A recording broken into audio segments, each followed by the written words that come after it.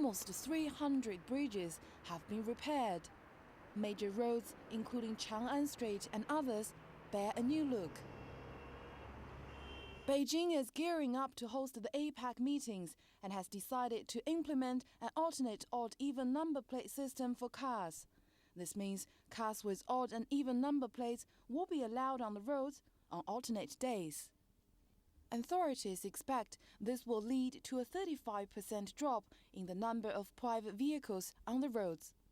Conversely, a great number of trips are expected to be made on public transport. City buses, subway companies will increase capacity. The proposed increase of 400 buses will improve the city's public transport capacity by 2%. From November the 3rd to the 6th, public transportation will also be adjusted according to passenger flow.